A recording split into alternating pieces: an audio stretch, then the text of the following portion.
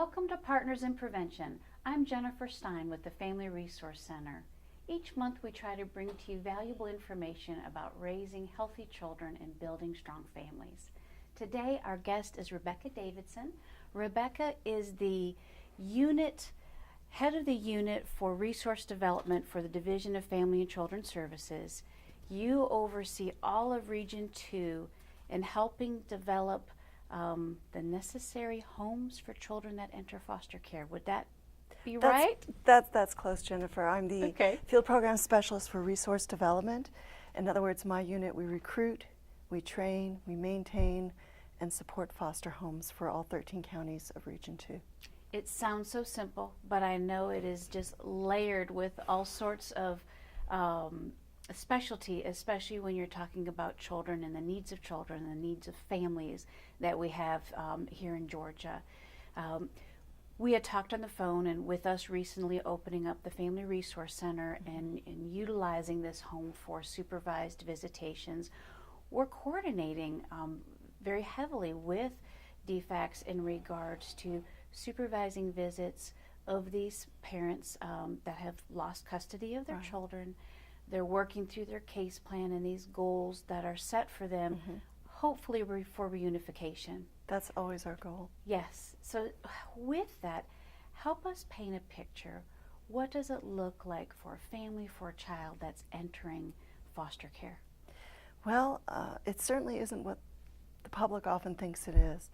I think there's a lot of misconceptions and misinformation out there as to how a child enters the temporary custody of the division. Okay. It is always through a court order.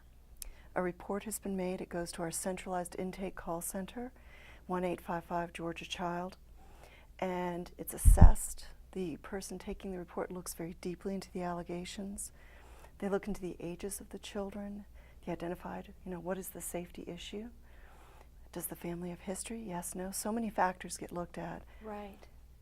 When the investigation starts, per not even just our policy, but federal best practice policy, state best practice, we always try to find a solution to not take a child into custody. Very good. That has to be our absolute last resort. It's too traumatizing to the child. Certainly. So if we absolutely have to take that child into custody, we cannot find a family member that can step up to the plate to that child. To do that, to ensure the child's safety, we do. And then, of course, once a child enters the temporary custody, the very first thing we need is a wonderful, warm, loving, structured home for that child to go to. Very good. And that child, the range of emotions that they're going through, it takes a very unique person to be able to serve that child and make sure that they're being understood. Oh yeah, absolutely. Tell me, what are some of the types of foster care homes that evolve or are out there or are needed? Well, of course, we call it something a little bit different nowadays. We actually call a base foster home is called a partnership parent home. Okay. In a sense, it sounds a little odd, but what we're wanting that foster parent to do is a little bit above and beyond what they used to do. Of course, they're partnering with the Division of Family and Children Services, court-appointed special advocates, the guardian ad litems, therapists, counselors, teachers. We're also wanting them, when safe, I always throw that in there, we would never ask anybody that we treasure as much as we do our foster parents to do anything unsafe. Right. To model parenting for the birth mom and the birth dad. Okay. It's a total shift in perspective. I can remember, because I'm really old, back in the well, and you've been with the department for over 20 years. Oh, it'll be 20 years February 1st, yes. Okay. But I can remember back in the days when there was literally like a door in the building that the birth parents came through and a door that the foster parents came through. Yes. They never saw each other. Right. Well, some study was done and some tests were done. The level of anxiety increased tenfold for the birth parent. As you can imagine, if I walked into your home and you were already at the worst point of your life, right. Nobody plans to be there. Circumstances, mental health, substance abuse, domestic violence, whatever has placed that person there. Yes. And then I'm going to tell you that you can't even see the face of the person caring for your child. Okay. Right. The anxiety just through the roof. So And it's always in controlled environments like the wonderful visitation center or court to start with. But we ask for the foster parents to kind of step up and say, hey, I know you're hurting, and I'm so sorry. And I know this is not a good time in your life. And I don't work for the Division of Family and Children's Services, but I am a highly skilled, trained, loving volunteer that's going to be taking care of your child until things get better for you. And when that connection can be made, it is a beautiful thing. And I've witnessed this connection that you're referring to.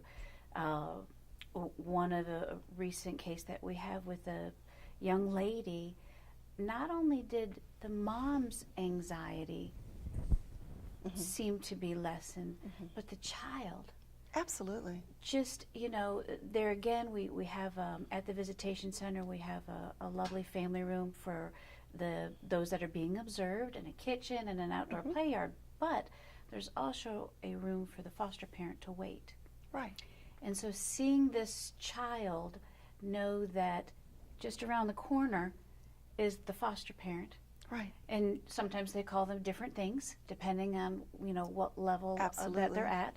But just knowing that they're just right around the corner, it allows them, I think, to just have a different level of connection during their visit with their natural parent than if they didn't know they were right there. You're absolutely correct. Children, when they enter care, even when they know deep down inside that something was fundamentally broken in their home, regardless of what sort of trauma they experience in their home, they love mom and dad.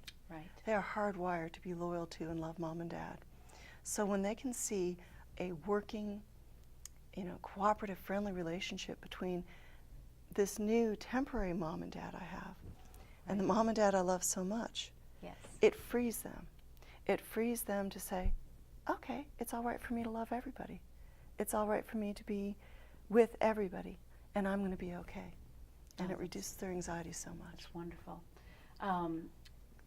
Before we go to break, so this was, the name of this type of placement was what again, Rebecca? Partnership parenting. Partnership parenting. Wonderful. Well, we do have to take a short break. We're going to be right back, and we're going to learn about other types of partnerships that families that are looking into fostering can participate in with Division of Family and Children's Services. So we'll be right back. Now you can watch movies, sports, news, and more on all of your internet-ready devices. Windstream cable customers can view up to 50-plus channels on their laptops, smartphones, and tablets with Watch TV Everywhere. It's easy, and for Windstream cable customers, it's free. Visit WatchTVEverywhere.com to register. Then the programs you enjoy are just a click away on your favorite devices. Watch TV Everywhere, another way Windstream says thank you for being our customer. Welcome back to Partners in Prevention. I'm Jennifer Stein with the Family Resource Center. This month we're talking with Rebecca Davidson from the Division of Family and Children's Services. She heads up recruiting for foster parents. I know there's a more technical term, but I'm too excited to get back, Rebecca, to what we were talking about before break with the different levels and types of foster parenting that people can get involved in. And you were sharing with us this partnership parenting. That's right. Tell us more about that. Well, it's really the most flexible and bendable type of fostering that there is. 90 to 95% of children, when they first enter the temporary custody of the division, they're going to be on a reunification case plan. Okay. We're going to try to get them back with mom and dad. Therefore, we need a straight-up partnership parenting home. Partnership parents, they can start small, as we sometimes call it, if they want to just be a resource for other foster parents. Okay. Babysit for a week while they go, family emergency or vacation, if they need to do that. Or sometimes they're what we call initial placement. I always joke that it's like 5 o'clock on a Friday afternoon, that phone's going to be ringing, there's going to be a crisis. A need. And Okay. they're willing to step up to the plate, or they can stick it out with that child or children for the entire length of the case. Work with the birth parents, work towards reunification. The best part about being a partnership parent is if we can't send the children home to mom and dad safely, and if there isn't a fit and willing relative, very often they're our first choice to be a permanent forever home for those children. Wonderful. And with the goal of reunification, what timeline might that look like? Is there kind of a set timeline that you try to look at permanency for the children? There is, and there is an increased urgency, particularly for the 0 to 2 age group. Is that attachment and bonding, the importance of So of critical. That? Okay. So critical. Okay. That permanency be achieved as quickly as possible, certainly within 12 months. Okay. That is, per law, per policy, the goal that we want to try to get those kids. If they can't go home to mom and dad, then they need to be settled in their forever home as quickly as possible. Very good. Lots of flexibility with that one. Tons, yes. What are some other types of fostering that people can do if they're interested? Well, some folks kind of enter this, they're willing to do a piece of that partnership parenting, but their end goal is specifically adoption. Okay. And there's a layer called resource parenting, foster to adopt. The only children that we can work with them on are children that they've most likely already been in the system for a little while. And we know that they're probably not going home, Okay. and we're not having a lot of success finding a fit and willing relative. It's called a concurrent case plan. And we're still working with mom and dad, but we're hedging our bets, so to speak. Okay. We haven't given up, but we're being realistic. And those children are called legal risk children. Kind of self-explanatory. Because right up until the final bang of the judge's gavel, terminating parental rights, we keep looking for those extended family members. Okay. We want children to remain connected to their families.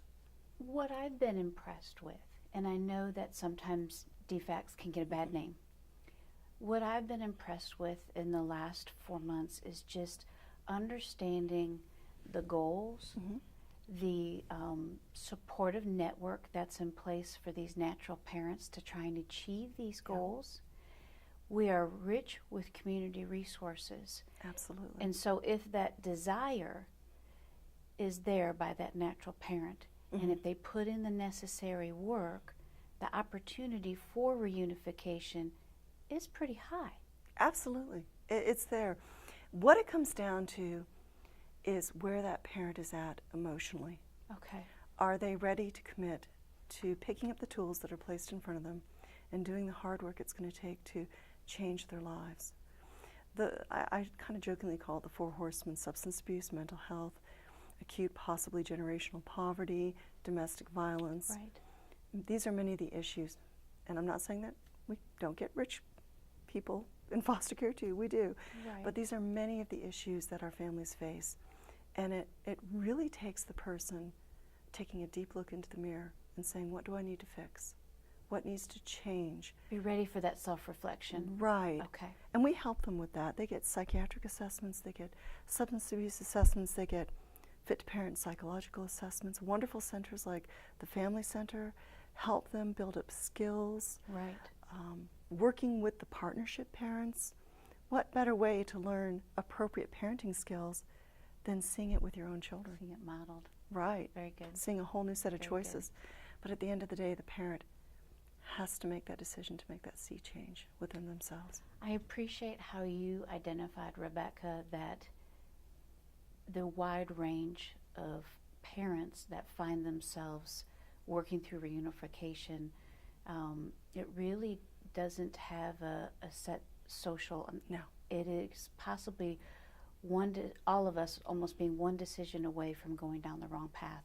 Absolutely. And in that situation, seeing your life change. So lots of great support there. What all does it take to become a foster parent? This is a huge. Yes, and it's a huge commitment, and I'm really excited to say that on an average, we have a foster parent class somewhere within the 13-county region every month, training new foster parents. Okay. Next month, there's going to be one in Banks County. In January, there's going to be one in Hall. We keep moving forward because we have so much wonderful interest coming from the community. What it takes is, first of all, you have to be stable, not wealthy, but stable. Okay. You have to have stable housing, stable income, a relatively clean criminal history. If you got a parking ticket 30 years ago, I'm cool with that. That's not a deal breaker. But what we're particularly looking for when we're looking at criminal history, there can't be a history of domestic violence or substance abuse or irresponsible behavior. Okay. You have to complete all the training, which we provide to you. The impact classes, 23 hours worth of training, is completely free. It's provided to you by the agency. We pay for your fingerprints. Okay. The really wonderful thing about going through the process is the most critical component is here. You have to be wanting to step forward out of your comfort zone, Right. be willing to take on a challenge, be willing to love a stranger's child. It's going to be one of the harder things you've ever had to do. But if you are stable and loving and dedicated, we'll provide the training. Any minor expenses, such as co-pays for medical forms, because you have to have a doctor state that you're fit, Healthy. Okay. right, free of communicable diseases, have to take a TB test, have to take a drug screen. We reimburse those to you after you're approved. Very good. So it's very minimal cost. What it is an investment of your heart and your time and your family. We do in-home visits. I write many of the home studies myself personally. I go to people's homes and Okay. get to know them a little bit better. My whole team does. I've got a wonderful team. Right. And then we support you once you're open. You have the support of the Family Center. You have the support of the SAF Center, fostercares.org, your Resource Development Case Manager, your foster care case manager. We don't, there used to be this misconception that we approved a foster parent and then just kind of stuck them on an island somewhere by themselves. Right, It's like right. sink or swim. That is just not the case. They are surrounded with love and support. Very good. Well, let's take a quick break. We're going to come right back. I've got a few more questions about the training and things like Okay. that. But we'll be right back after these messages to learn more about becoming a foster parent and helping make a difference in a child's life. Now you can watch movies, sports, news, and more on all of your internet-ready devices. Windstream cable customers can view up to 50-plus channels on their laptops, smartphones, and tablets with Watch TV Everywhere. It's easy. And for Windstream cable customers, it's free. Visit WatchTVEverywhere.com to register. Then the programs you enjoy are just a click away on your favorite devices. Watch TV Everywhere, another way Windstream says thank you for being our customer. Welcome back to Partners in Prevention. I'm Jennifer Stein with the Family Resource Center. We're here today with Rebecca Davidson with Division of Family and Children's Services. She is their resource coordinator. I know a lot of it, and we'll recap that at the end, Rebecca. I want to get back to what we were talking about with the trainings. Right. So, interested in becoming a foster parent. I know they do some orientations, which you can call and ask questions, and there's no obligation. You know, you can really just Right. test the waters. Right. But when you are ready to take the plunge and start the training, you know, here working parent, you do have other obligations, you have children, or maybe you're retired, but you have other obligations. Tell me, how does somebody fit the training in their schedule? What do you do to help remove that barrier? That can be a logistical challenge for people. So what we do is we hold the trainings on weekends, Okay. evenings. Okay. We understand people have lives. We don't want them to be missing work or their son's baseball game or Right, any of the right. other many things that we do in our lives. But we tend to try to do it Friday evenings and all day Saturdays and Wonderful. Tuesday or Thursday nights. So they won't have to be taking off work or things No, like that. no. Very good, very good. We meet people where they're at. Wonderful. With the urgent need that we have for foster families, I know sometimes, more often than not, children are having to be placed outside of the county where they know, where they've Right. been living and where they're going to school. Right. Tell me about how harmful that is to a child. And It's huge. The trauma of entering foster care alone, being pulled out of the home, regardless of how toxic or negative it was at that point in their life, it's still huge because that's their normal. That's everything they know. And then if they have to be sent out of county, now they've lost their school, teachers that they love, friends, school activities. I've seen teenagers, and we have a terrible time placing teenagers. The word teen frightens so many people. We desperately need people willing to give a teenager a chance. They might be on the track team. They might be in the swim team. They might be in the glee club. Boom, all gone. Because they had to go to a group home somewhere else or a foster home somewhere else. On a cold, practical note, time-wise, cost-wise, it's huge. okay. And of course, this is all of our tax dollars that we're talking of, but having to arrange transportation for children to come sometimes hours by car for court hearings, for visits with their mother and father, for sibling visits. It's so critical for children if they cannot be placed together, which we always try to do. Right. But if they can't, you've got to have those visits. Our parents, unfortunately, age out of our lives at some point, but our siblings, they're there for the life journey. And we have to keep these children connected. Very true, very true. You mentioned the need for teens. Are there some other critical need areas for children that are in care? Oh, yes. We need families that are willing to take sibling groups. Okay. Again, because we want to keep them together. There's just so much increased trauma. Not only have you lost your mom and dad, but now you can't see your baby brother or your older sister. Worried about where are they, how are they? Right. Are they being well cared for? Are they being loved? So we need people that are willing to take sibling groups. We're desperately looking for some folks that can handle maybe some medical issues, minor medical issues, Okay. minor needs. We recently opened a wonderful foster home in Hall where the foster mother was a former psychoeducational therapeutic aide. Wow. Yeah. And she has just done an amazing job with this little girl and her trauma. Very good. And if something is uncovered while they're in the care of a foster parent, that's where the resources are made available. It's not an additional charge to that family's budget. This is something that helps them. So as the child feels more comfortable, as they're opening up more and more, possibly about their life and their past, if a need is discovered, that's where DFACS is there with those resources to support that foster parent. 100%. They come, they get full Medicaid through AmeriGroup. Okay. The CAPS program, which is the child care program. If both foster parents work, we now have had a change in our law literally just last month, so it's wonderful, in our policy rather, to where we can cover daycare. Wonderful. Whether there's a So parent two staying home or working not. households. Now, square footage, things like that, you're not there to judge us per se. I always joke that I'm not Martha Stewart. Okay, good, I'm that's not coming good. to your home to check to see Because if you're... there's times where I would not want defects in my home. I have cats and dogs and children myself, and that would be terrifying. There's times I don't want defects in my home. No, people are always so nervous, and I tell them, don't be.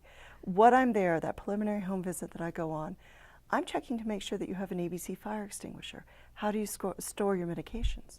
How are your weapons stored? Okay. Do you have a pool? Does it meet standards? Is there a safety net on the trampoline? Are the pets current on their shots? Are they friendly? I get to interact with all the puppies and kitties and ferrets and some unusual animals I've seen. Oh gosh. Yeah, so it just depends on, we're looking for safety issues. And that first visit, there's a total of 3 visits throughout the process. The first visit is just, okay, we found this minor issue or that minor issue, gives you time to fix it. You have to have a CO2 detector, you have to have working smoke detectors, but it's a very friendly atmosphere. And those are all just good common practices Right. to know about and to follow through on. Everybody should have working smoke detectors. Yes, very good. No, very absolutely. Good. What about, let's say somebody's not ready to make this huge commitment. Right. What's a few ways that other people can just step forward and help if they don't have money, if they don't have resources, or let's say they do have some money? What are some things that they can do besides fostering? Well, there's lots of ways they can donate. They can go to their local family center. They can donate their time or ask to be connected to a foster family. Okay. Say, hey, I don't have the ability in my life to foster right now, but what I can do is bake some casseroles, put them in the freezer, and when the foster family that I'm working with gets that first child placed, I can deliver free meals to them for 2 or 3 days. Oh, wow. Give that mom and dad a chance to not be concerned about that. Yes. They're Run just to the store or things like that. right, Yes. focusing on that child, because Okay. that child is going to come through the door and is going to need 100% of your attention, at least initially. Right. And ongoing, they're going to need lots of love. But it just frees them up. Or mow a lawn, or a diaper drive at a church. Okay. Alpharetta Baptist Church recently asked me, what can we do? Mm-hmm. And I said, gosh, well, we need somewhere to store all this wonderful stuff when it's donated. They're helping us with Right. storage. Right. So, I've been working with a lot of our faith-based community. I'd kind of like to throw a challenge out there. Well, let's do it. If we had one family from every church in all 13 counties, we would have an excess of foster homes. we would never have to worry about sending a child out of county. And think of the family network that would be in place to support that It's already family there. from the church that step Yeah. forward. I Yeah. love that. I love that challenge, Rebecca. I hate that we're out of time. I do want to make sure that they have your contact information because Absolutely. you've got some upcoming orientations and trainings and things like that. Yes. So if you want to learn more as to when the next orientation is, or just ask questions, Rebecca will get you in contact with who's the closest representative to your area. But it's rebecca.davidson@dhs.ga.gov. And what about a phone number? Is there a main phone number they can call? Absolutely. They can call me directly. I give my number to lots and lots of folks, so Very please, not after 10 o'clock at night unless it's a crisis.